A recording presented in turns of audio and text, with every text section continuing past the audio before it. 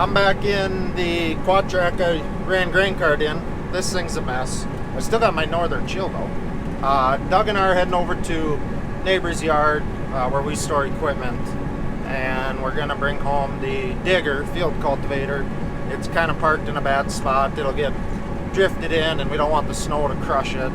So it sounds like it's also got a flat tire. So we're gonna use this tractor to lift the wheels up and try to get some air into that. Hopefully that works. It is a main frame wheel, so if it's de-beaded, it's so flat that the bead broke, we're gonna have more work on our hands. But heading over there now. It's gonna be 30, high 30s I think later today, so trying to do this now. It's in the morning here. Try to do it before it heats up, gets the road sloppy, gets everything all muddy. So trying it.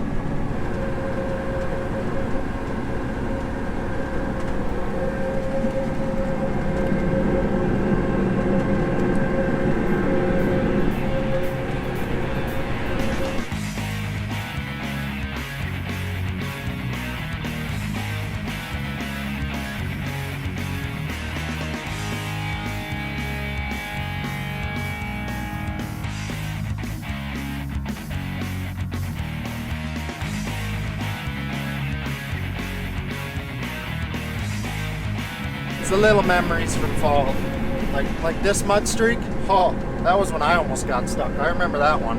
And then I got this mud streak over here. That was when Chet almost got stuck. And I don't know which. There's probably quite a few mud streaks from when Doug was stuck. He tends to do that quite a bit.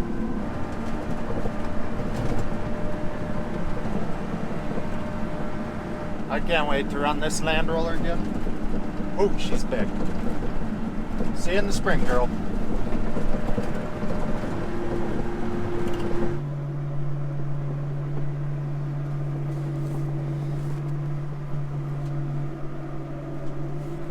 Gotta raise the implement. Stuff doesn't work when it's cold.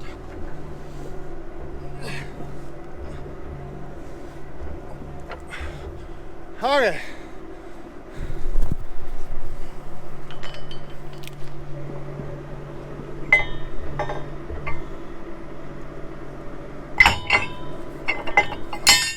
Duggo's got his 99 out here. I suppose that orange one's just about fixed up. It's in the body shop. A little bit of deer damage. And he brought, what I've been told, his old air compressor from his garage that is no more a functioning one. So he took the top off, plugged the holes, and now we got a portable air tank. And he brought a spare. He must think we're using a lot of air on these tires. But of course, as usual in the winter, there's electric problems, so we can't get the digger to go up or down. That's pretty bad. Well, they did send 2 non-tillage people here, so that's maybe acceptable. But if Doug figures out what he's doing in that dirty cab, it's going to lower the frame and get the wheels off the ground so I can get the flat spot where the tire's been sitting flat for a while. Get that no pressure on it, and then we'll try to get air to it. And like I said, hopefully the bead hasn't broke. Come on, Duggo. Oh, he's on the phone. He's calling in reinforcements. Well, at least it ain't 0 degrees out and 30-mile-an-hour winds like most days. So also there's tracks. I think Toby's been out here, or a coyote, or maybe Toby chasing a coyote. Probably the other way around, a coyote chasing Toby. We'll get him. So, update, there's an additional box in the quad that runs the AccuDepth, and well, you gotta have it plugged in. Like I said, we're not tillage guys. So it's moving. Doug's moving it. I'm gonna climb in there and try to spin the tire. Well, here's the problem. Duggo, this is junk. He brought a 3-foot long strap to go around the tire with. So it's de-beaded down here. So as we put air in, it just comes out the other side. So we're gonna try with our shoelaces now because Doug brought too short of a strap. Very slippery. It's only flat on one side though, so I think there's hope. There's always hope.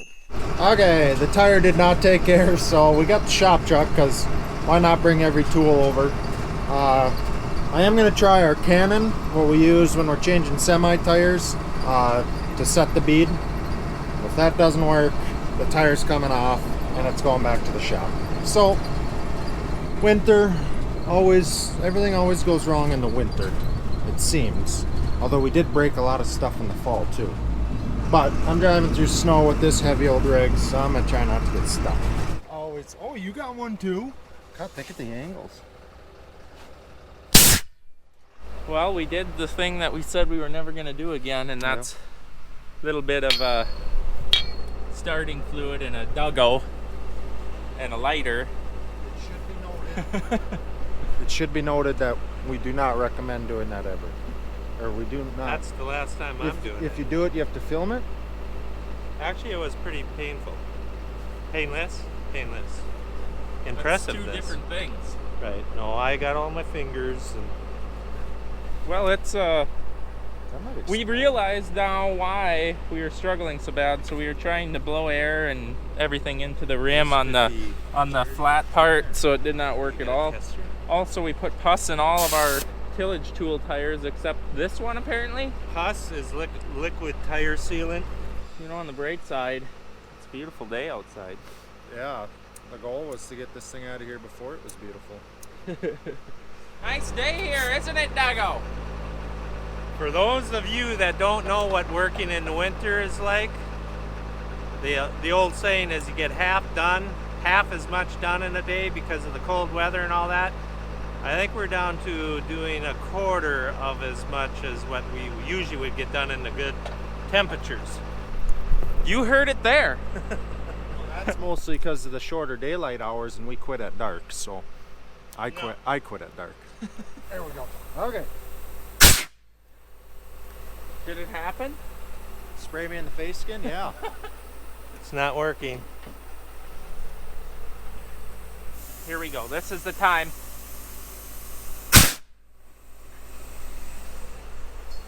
That was attempt, what, 4, 5? That didn't quite do it. It still ain't working. That's getting... The flat spot has gotten less flat. Oh, there the flat spot is. It's back. Here, put this around that rascal now and let's cinch him up. That's where my ratchet strap went. Was this in the service truck? Yes. God, I've been looking for this. So, Randy replaced this tire in field, what, 2 years ago? It could have been him. Who knows? But possibly. It's possible. We don't know for sure, but it's our best guess. Well, anyways, it was an in-season fix, and he was rolling it across, I believe, that drag right there, and he slipped off and rubbed his shin the whole way down, and yeah, he got a severe infection in his leg because the blood didn't soak back into the body. It just got in between his meat and the skin, and it was a surgery involved. It wasn't good. That's farm accidents right there. That's what people talk about. he said he's never had so much pain. He laid in the road ditch. I witnessed it, so I know what he's saying.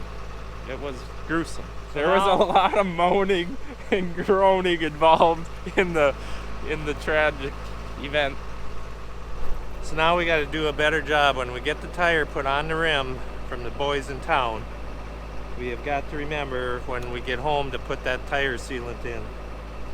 So what happens is the little bean stubbles and really anything else out in the field, put pinholes in there, and it's a pretty known fact for tillage tools to have that issue. So, ain't that right? Could the air compressor be any slower? Are you stuck? Does it have a diff lock that works? No, there's no diff lock on this unit. You got her stuck. It's stuck! Stuck! We'll get her in the spring. Do you think he could just push on me? This is the perfect opportunity to have some kitty litter around.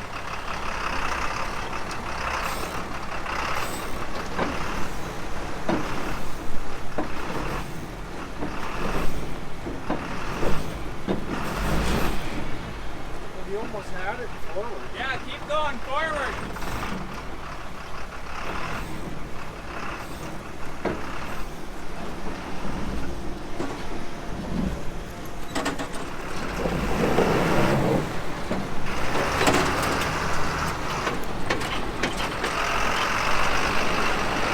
So he made that look easy. God, he's good. He's been stuck a few times.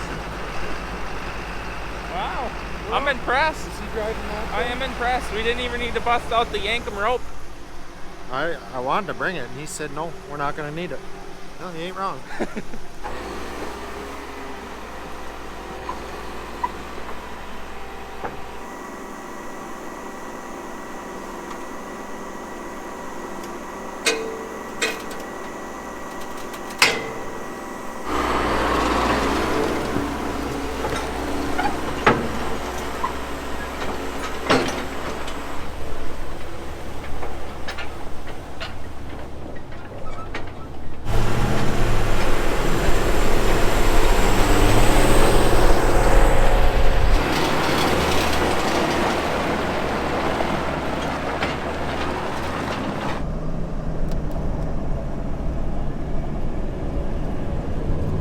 So we got back here, ate lunch. Eric took care of this. We put pus in that digger tire sealant, sorry, and parked it out on the hill out there in the field. And Kibble is actually out today and worked on the 7330. Had to replace the sensor that reads the 3-point hitch wasn't working properly. So he fixed that and also did an inspection on it and found that the vibration dampener on this thing is starting to wear out. Probably next year, he thought, probably should be replaced. But otherwise, nothing major or concerning on this other than that and a sensor. So that's what was going on here. Eric is currently, come on Toby, power washing a quad truck. So let's go see how his attitude is. Are we having fun? As usual, we're always having fun. Is it going well? Yeah, I'm moving the mud from here up to there, and then it goes over to there, and then I wash it back down onto here. Have you busted out the fire hose? Not yet. Should I get the fire hose going? We got our indoor fire hose set up, ready to go. You can try it out. How long you been working on her? 45 minutes. I see the fan still on, so less than an hour. I'm going to get my water suit on also and come join you. Should you suggest waders or what are you thinking? Bring it all. Put it all on. Put the waders on? Alrighty. You want to see something really gross? These things are so full of mud and swamp water that they're like cardboard. You can't even bend them to get your legs in them. Yuck. So I think I've shown you this before, but I got the 1,700 gallon tank. We got her plump full on this trailer so we can get it out of here when we want. Gas powered pump, so it's gonna get really loud in here. I'm gonna get the fire hose and wash some on the track because we didn't get them perfect down on the ditch bank. Took his ladder and tipped him over. I'm sure he'd appreciate that. I also put a new carburetor on this thing, so she's ready to go. Look at him. He's always on the top step.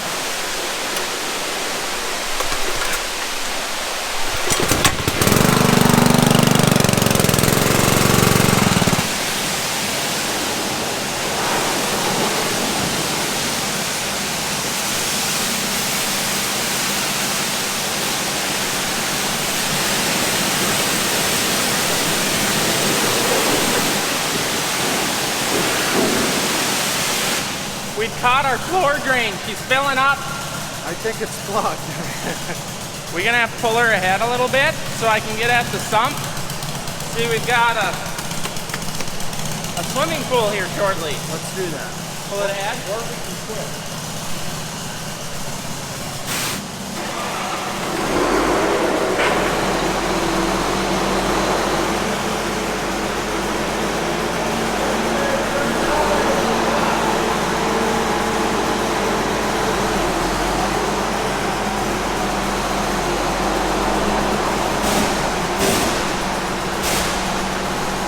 there's a mesh screen down inside here that goes to the drain that likes to get plugged up with that type of material. Very annoying. Happens very frequently when you're using high volumes of water. Jump.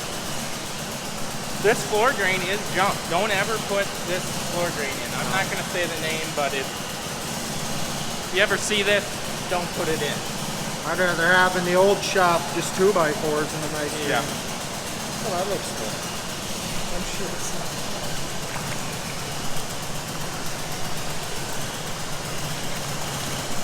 How many people do you think would put their hand in that? Well, it depends how smart they are. What's that saying? So this is definitely the weak link to the process.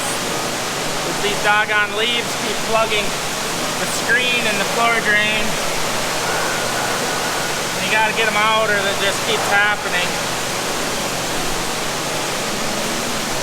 Woo! But this is definitely the way to do it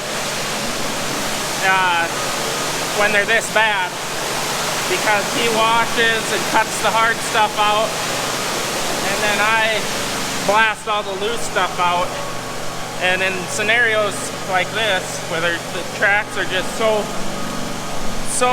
full of mud, you just gotta get in there with a big fire hose and mass amounts of water to blast it out. Works slick as heck.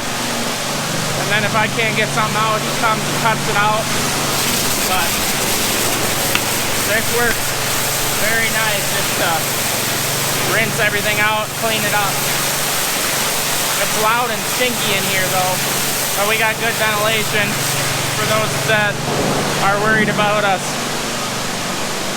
dying of carbon dioxide. We got a big fan up there that sucks out all the exhaust, so it really isn't too bad.